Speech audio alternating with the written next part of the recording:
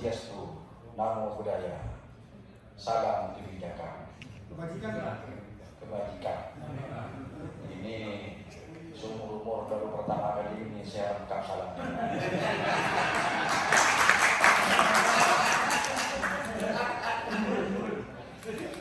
Kami orang kampung Pak, jadi biasanya singkat-singkat, karena katanya mau ke Senayan, dituliskanlah naskah lengkapnya. Ya saya nggak tiru ngomong katanya ini. Nanti tiru ngomong viral. Yang terhormat pimpinan DPR RI, pimpinan Badan Legislasi DPR RI, Sekretaris Jenderal DPR RI, Deputi Bidang Persidangan Setjen DPR RI, Kepala Biro Persidangan 2 Setjen DPR RI, dan para peserta rapat dengan pendapat umum. Tinggal baca aja. Pimpinan DPR RI dan hadirin yang terhormat, puji syukur kehadirat Allah Subhanahu wa Ta'ala atas rahmat dan karunia-Nya sehingga pada hari ini kita dapat menghadiri rapat dengan pendapat umum terkait rancangan undang-undang tentang komoditas strategis.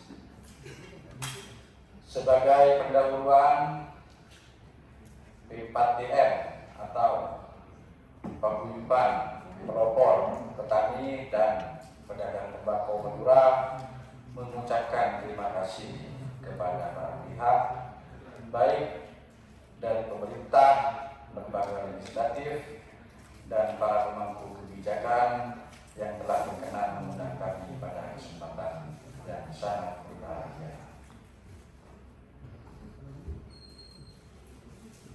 Jadi sebelumnya saya perlu menjelaskan bahwa awal terbentuknya P4TM ini adalah berkat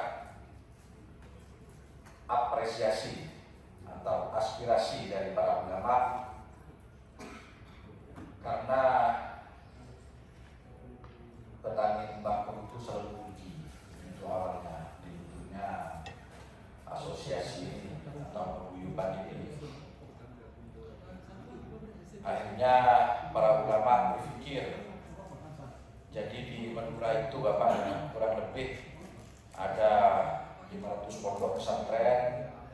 Jadi kita berkumpul untuk membahas masalah perekonomian tembakau ini, karena untuk di Madura sendiri perekonomian tembakau ini adalah termasuk perekonomian utama. Ya sebenarnya permasalahannya hampir sama dengan cengkeh. Jadi kayaknya saya baca ini poin-poinnya banyak sama sebenarnya dengan cengkeh. Cuma kami selama ini bergerak. Jadi akhirnya dibentuklah paguyuban ini yang diapresiasi tadi oleh para ulama dan saya dijadikan ketuanya. Bagaimana caranya supaya harga tembakau ini stabil? Itu kita musyawarah. Ya, saya sampaikan sebenarnya baik tembakau atau cengkeh itu ya, di sana ada mafia-mafianya ya, sebenarnya seperti itu. Bahkan juga pertanyaan-pertanyaan lain sama seperti itu. Bagaimana caranya mengatasi ini? Kita sudah membentuk ini udah 2 tahun yang lalu ya, 3 tahun. Udah 3 tahun yang lalu kita bentuk ini. Jadi meskipun namanya adalah paguyuban pelopor petani dan pedagang tembakau Madura, kita ini bergerak di seluruh tempat atau komunitas pertanian tembakau seluruh Indonesia. Jadi apa yang kita kerjakan kemarin ini pengaruhnya dirasakan oleh kurang lebih 15 juta petani tembakau seluruh Indonesia. Makanya Bapak, kalau boleh sombong dikit, seluruh pabrikan atau petani tembakau pasti tahu yang namanya Haji Her, pasti tahu. Karena kalau nggak sombong, sekarang nggak didengerin Bapak.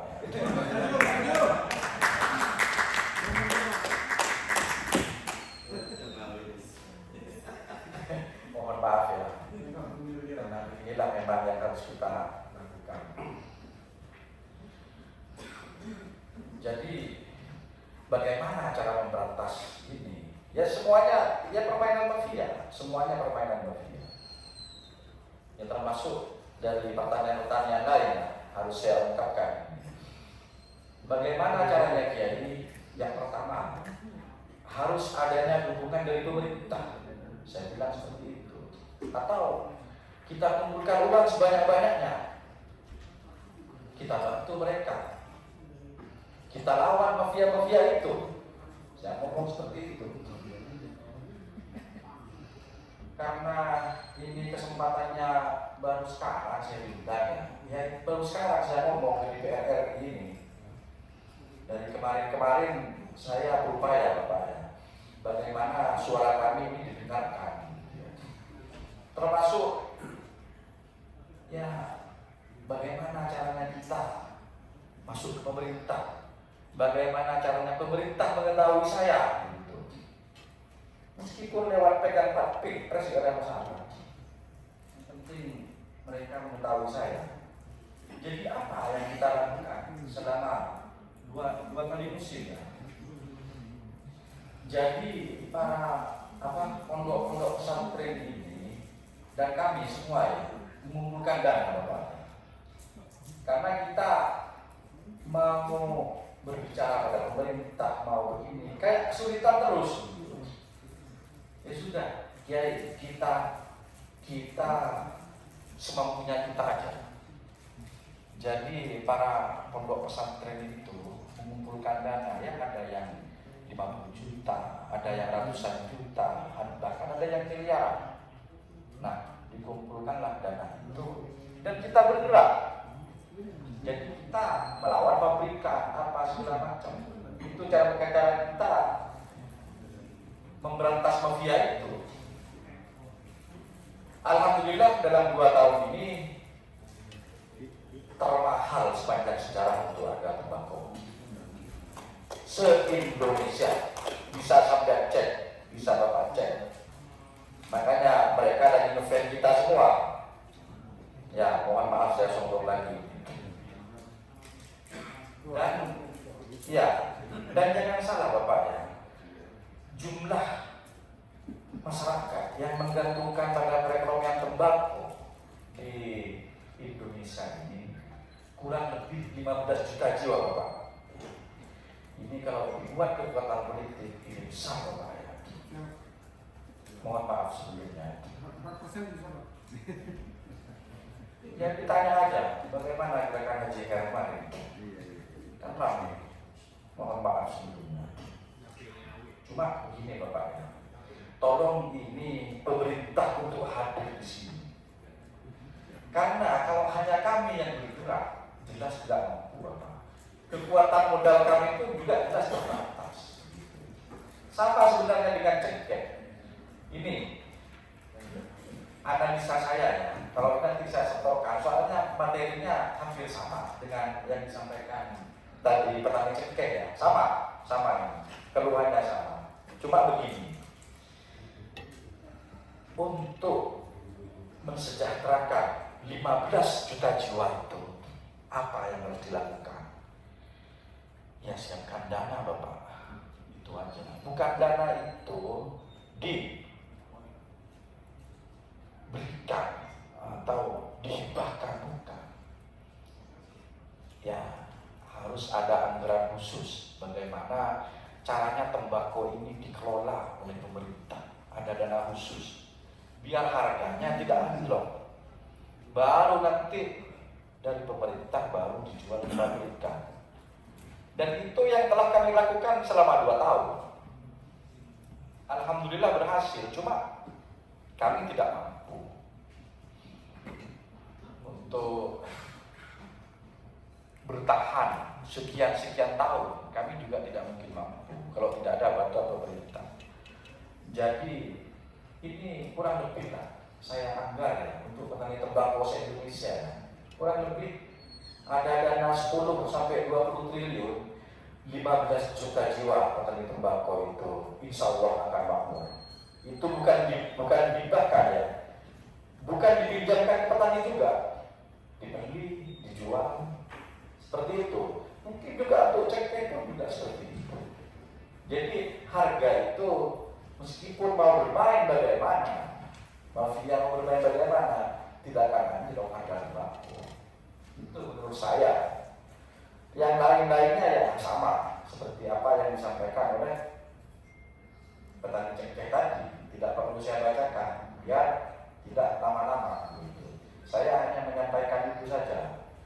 Jadi misal ada dana 10 sampai 20 triliun, maka 15 juta petani tembakau akan merasakan kemakmuran. Sebagai contoh, dalam 2 tahun ini para petani tembakau bisa Bapak cek, bisa bangun rumah, bisa bikin dapur, bisa naik haji, umroh, bisa dicek. Itu kita yang bergerak bersama para ulama, kita yang bergerak untuk mendorong itu. Ya, seperti yang saya sampaikan tadi, mengumpulkan dana. Ya. Jadi kurang lebih dari 500 pesantren itu, 350 pesantren yang duitnya dari kami, yang dikelola untuk bagaimana caranya petani tembakau bisa sejahtera. Dan ini kayaknya begitu aja dulu sementara, karena poinnya itu sih sebenarnya. Kalau buku apa semuanya sudah disampaikan ya, dan semuanya kami rangkum di buku ini. Kayaknya hampir sama dengan petani cengkeh ini, makanya saya tidak perlu bacakan begitu. Mungkin ini Bapak minta tolong untuk agar ini diperhatikan Bapak. Kalau ini bisa terlaksana, insya Allah nanti kita bisa masuk surga semua Bapak. Dan petani tembakau akan sejahtera. Ingat, 15 juta jiwa yang menggantungkan program modal tembakau. Jangan diremehkan, begitu aja. Cukup, sekian. Ya, kan gak usah baca lagi ini, usah situ ini. Assalamualaikum warahmatullahi wabarakatuh.